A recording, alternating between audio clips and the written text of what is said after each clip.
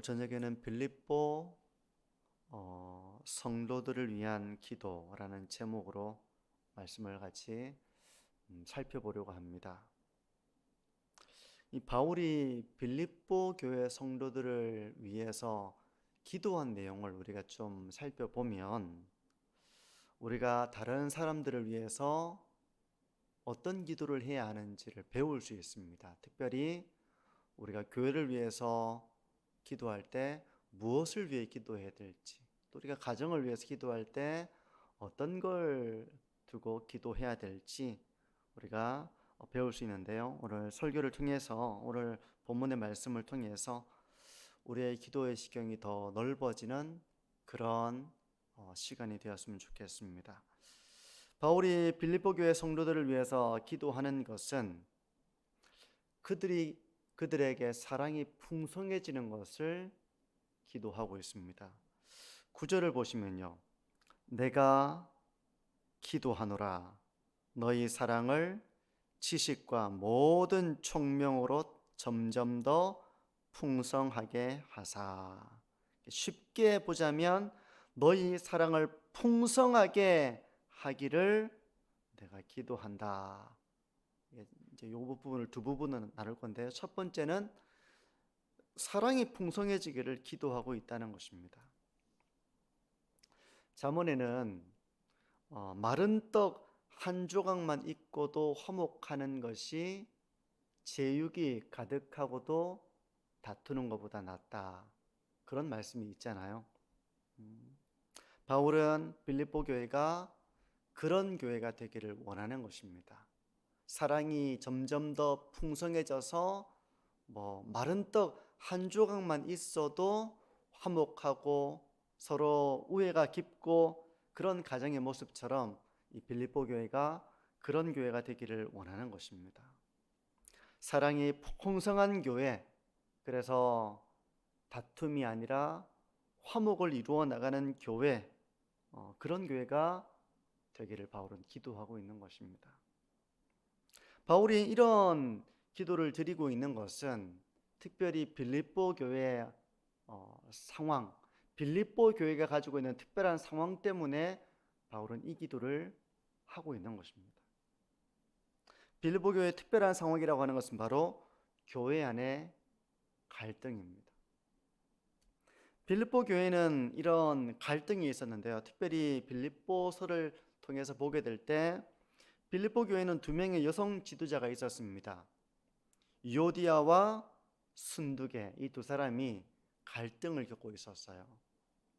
한 장 넘겨보시면 빌립보서 4장 2절은 이렇게 말씀하는데요, 내가 유오디아를 권하고 순두계를 권하노니 주 안에서 같은 마음을 품으라. 쉽게 말해서 이들의 마음은 나누어져 있었던 것입니다. 같은 마음이 아니라 마음이 나누어져 있었고 아마 교회 안에서 자주 부딪혔던 것 같아요. 서로 생각이 다르고 관점이 다르고 이제 그런 다름이 계속해서 뭔가 어떤 일을 두고 서로 부딪히고 갈등을 이제 일으켰던 것이죠. 그래서 바울은 이 요디아와 순두계에게 같은 마음을 품으라고 그들의 이름을 호명하면서 이렇게 권면을 하고 있는데요.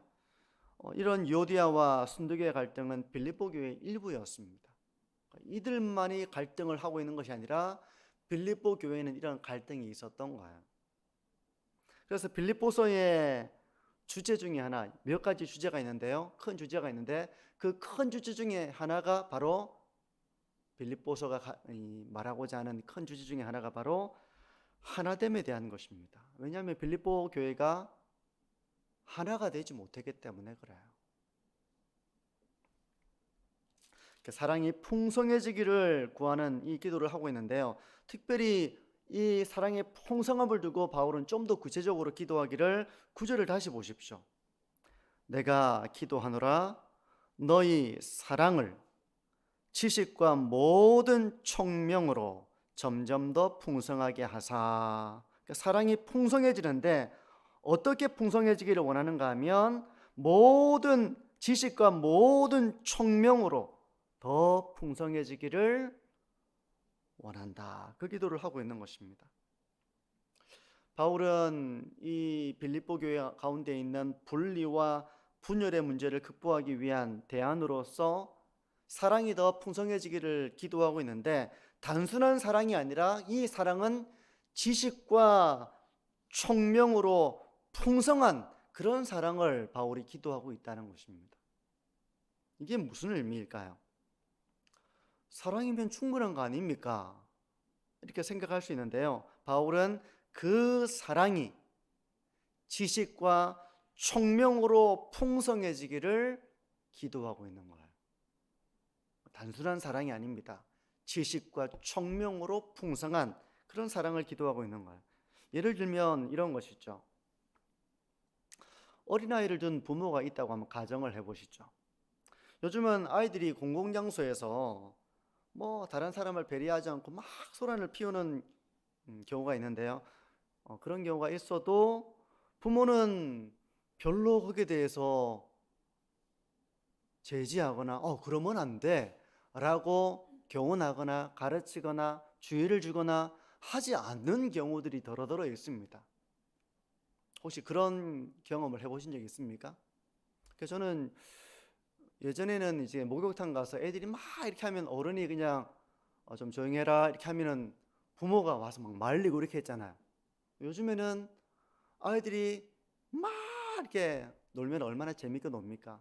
막 찬물에 들어가서 막 찬물을 튀기고 막 찬물이 튀어나오고 막 소리를 꽉꽉 지르고 그 공간 속에서 아무도 뭐라 안 합니다. 아무도 뭐라 안 해요. 너무 심하다라고 생각이 들어도 별로 뭐라 하지 않습니다. 왜 아무런 제재를 하지 않을까? 일단은 부모는 별로 그냥 별로 이렇게 신경을 안 쓰고 내버려 둡니다. 아마 그 부모의 마음에는 그 자식에 대한 사랑 때문에 그렇게 할 거예요. 너무 사랑스럽고 아끼는 아이들이니까 떠들게 하든 물을 튀기든 막 고성을 지르든 막 왔다 갔다 하든 그냥 내 아들이니까, 내 아이니까 그냥 사랑스러운 것이죠. 그래서 다른 사람이 만약 이 아이에게 좀 조용히 하라거나 그렇게 하면 안 돼 이렇게 이야기를 하면 도리어 부모가 왜 우리에게 그런 얘기 하느냐, 왜 우리 아이에게 야단을 치느냐, 이렇게 다툼이 벌어지기도 하는 것이 요즘의 모습입니다. 그래서 지금은 예전에는 그냥 어른이 그냥 얘기하면 부모가 알아서 말리고 조용히 해야 돼 이렇게 주의를 주고 했는데, 요즘에는 부모도 말리지 않고 주변에 있는 사람들도 괜히 참견했다가 이게 다툼이 되니까 참는 것 같아요. 자식을 향한 사랑은 대부분의 부모가 동일합니다. 근데 지식과 총명이 있는 사랑과 지식과 총명이 없는 사랑은 차이가 있습니다. 지식과 총명이 있는 사랑은 어떤 모습으로 나타나겠습니까? 자식이 잘못하는 경우, 이것은 좀 다른 사람들에게 이게 좀 이렇게 피해를 주는 그런 행동이다 그러면 자식을 향해서 부모는 지식과 총명을 가지고 분별해가지고 교훈을 하겠죠. 또 어느 경우에는 책망을 할 때도 있을 것입니다. 근데 그렇게 하는 게 사랑하지 않기 때문입니까? 아니죠. 사랑하지 않기 때문에 교훈하고 책망하는 것이 아니라 도리어 지식과 총명으로 풍성하기 때문에 지도하는 것입니다. 고린도전서 13장에도 보게 되면 사랑은 불의를 기뻐하지 않는다 이렇게 말씀하잖아요. 잘못된 것은 책망하는 것으로 나타나는 것이 진정한 사랑의 모습입니다. 근데 오늘날에는 책망은 무조건 사랑이 없는 거다 이렇게 생각하는 사람도 점점 생겨나는 것 같아요. 과거에는 그러지 않았던 것 같은데 지금은 책망하는 것 자체가 사랑이 없다고 생각하는 그런 사람들도 지금은 좀 생겨나는 것 같아요. 자식이 바른 길을 걸어 나가기를 바라는 마음에서, 그래서 애타는 심정이 되어서 때로는 교훈을 하고 주의를 주고 책망을 하기도 하는, 이것이 바로 지식과 총명으로 풍성한 사랑의 모습입니다. 저는 목회자의 설교도 그렇고요. 또 교회의 진정한 어른의 모습도 이와 비슷해야 된다고 저는 생각을 합니다.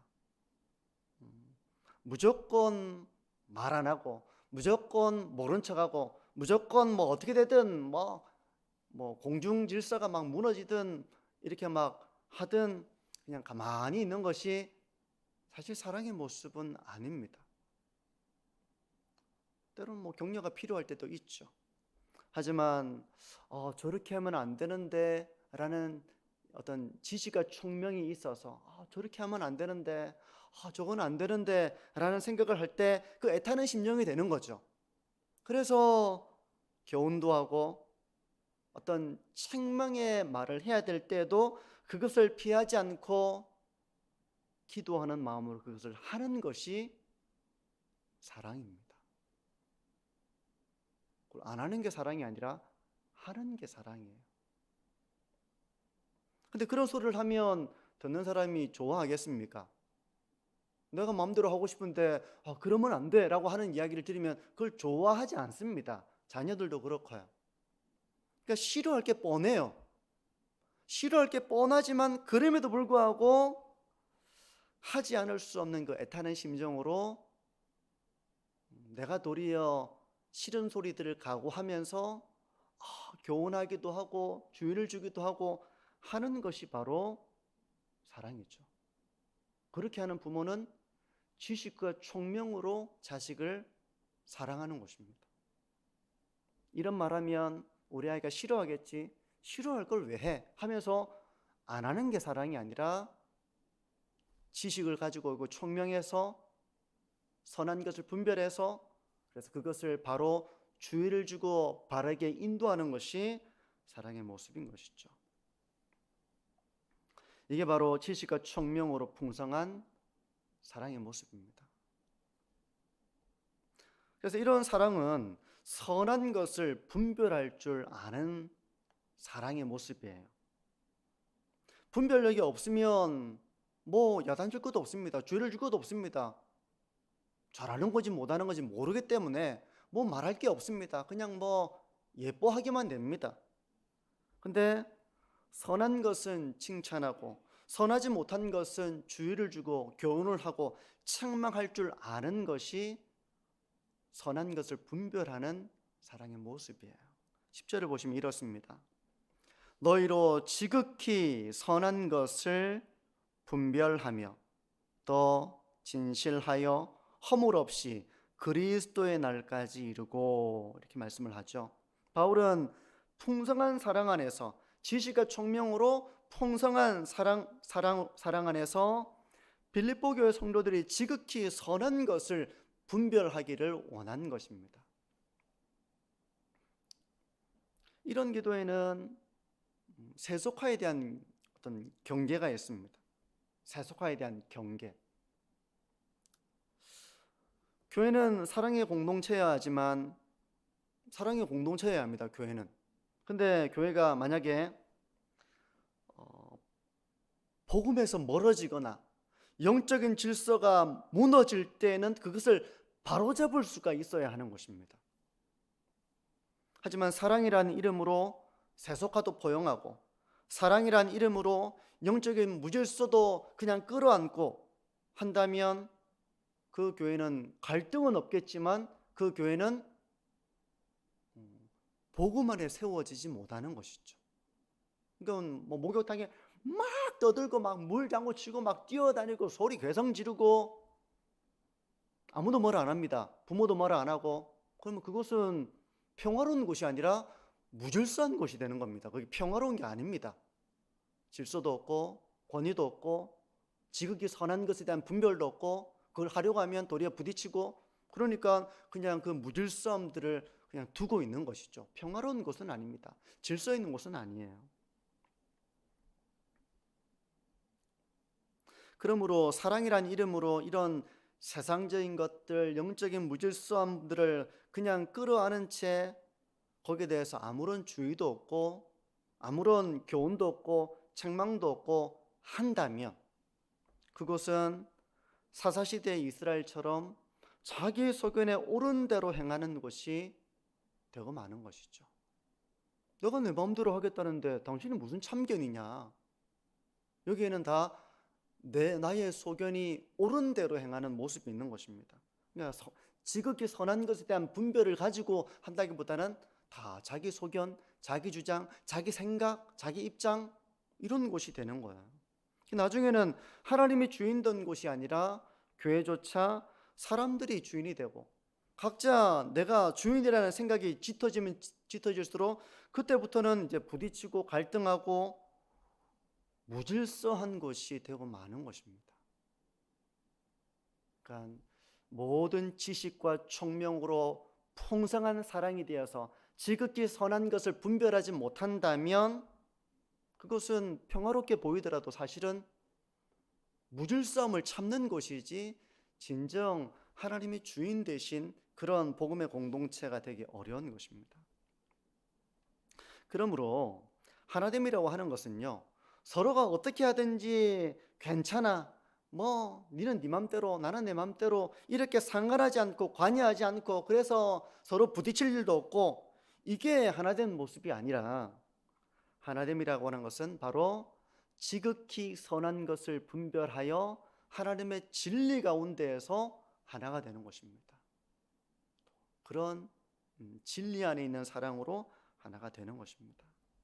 바울이 기도하는 것은 빌립보 교회가 이런 교회가 되기를 원하는 거예요. 그러니까 이들이 다투고 갈등하고 하나가 되지 못했던 배경에는 바로 사랑의 부재가 있고요. 또 그 사랑이라고 하는 것이 지식과 총명으로 풍성하지 못하기 때문에 지극히 선한 것에 대한 분별력이 없어서 다 자기 소견에 옳은 것을 말하기 때문에 이런 하나 되지 못한 다툼과 갈등이 빌립보 교회 가운데 있었다는 것입니다. 이런 바울의 기도 내용을 묵상해 보면 한 가지 이미지가 떠오르는데요. 그 이미지는 시냇가에 심겨진 나무와 같은 그런 이미지입니다. 시냇가에 심겨진 나무 어떻습니까? 시편 1편 1절은 1편 3절은 이 나무를 이렇게 말씀하고 있는데요. 시냇가에 심은 나무가 철을 따라 열매를 맺으며 그 잎사귀가 마르지 아니함 같으니 이런 사람은 모든 것이 다 형통하리로다. 그러니까 복이 있는 사람을 시냇가에 심은 나무에 비유를 하고 있거든요. 그래서 계절을 따라서 열매를 맺고 잎이 마르지 않고 이런 나무와 같이 그 풍성함을 누리고 있는 그런 모습, 이것이 바로 복이 있는 사람, 하나님의 말씀을 묵상하고 그 말씀대로 순종하는 사람의 모습이라면 바울은 빌립보 교회가 이런 열매가 풍성한 교회가 되기를 기도하고 있는 것입니다. 어떻게 해요? 사랑으로 풍성해서 지식과 총명으로 풍성한 사랑으로 지극히 선한 것을 분별하여 그 위에 영적인 질서를 세워나가고 세속화를 막고 복음의 진리 가운데 하나 되어져서 그렇게 공동체를 세워나가는 그런 풍성한 열매를 맺어나가는 교회를 이렇게 바라보며 그것을 기도하고 있는 것이죠. 우리가 꿈꾸는 가정과 교회에 대해서 한번 점검을 해보면 좋겠는데요. 우리가 바울의 기도 내용처럼 우리가 이런 가정과 교회를 위해서 우리가 기도해야 합니다. 사랑이 풍성해지기를 바라는데 그 사랑이라고 하는 것이 분별력이 없어서 무조건 괜찮다 하는 그런 사랑이 아니라 지극히 선한 것을 분별하여 잘하고 있는 것은 참 귀한 것입니다 라고 칭찬하고 격려하고 잘하지 못하는 것에 대해서는 애타는 심정에 대해서 기도하고 주의도 주고 권면도 하고 책망도 하고 그렇게 영혼을 참되게 위하는 공동체의 모습, 우리가 이런 가정을 두고 이런 교회를 두고 기도해야 한다는 것입니다. 오늘 말씀은 이 정도로 이렇게 좀 정리를 하려고 하는데요. 우리가 가정과 교회를 위해서 구해야 될 것 중에 하나는 바로 서로를 향한 사랑의 풍성함입니다. 그냥 사랑이 아니라 지식과 총명으로 풍성한 사랑을 위해 기도하는 것입니다. 그래서 지극히 선한 것을 분별할 줄 아는 사랑, 그런 사랑이 우리 가운데 풍성해지기를 그렇게 기도하는 것입니다. 부모의 사랑이 이렇다면 그 자녀는 주의를 받고 교훈을 받고 책망을 받고 바르게 함으로 양육을 받게 되겠죠. 잘못된 길을 걸어가며 그 길은 아니야 라고 잡아주는 지극히 선한 것을 분별하여 모든 지식과 총명으로 그 사랑을 지도할 때 자녀들은 바르게 양육될 수 있는 것입니다. 교회도 마찬가지죠. 만약에 이런 교회 사랑이 있다면 그 교회는 영적으로 무질서해지지 않을 것입니다. 왜냐하면 그런 일이 일어나게 되면 모든 지식과 총명으로 지극히 선한 것을 분별해서 애타는 심정에 대해 기도할 것이고 또 권면할 것이고 또 어떤 경우에는 책망할 것이고 그렇게 해서 복음의 순수함을 지켜나가는 교회이기 때문에 그런 교회는 영적으로 무질서해지지가 않는 것입니다. 그런 교회는 자기 소견에 옳은 대로 행하는 곳이 되지 않는 것이죠. 성도 여러분, 우리의 가정과 우리 교회가 마른 떡 한 조각만으로도 화목함을 누리며 풍성한 사랑을 경험하는 그런 은혜의 공동체가 되어지기를 소망합니다. 기도합니다.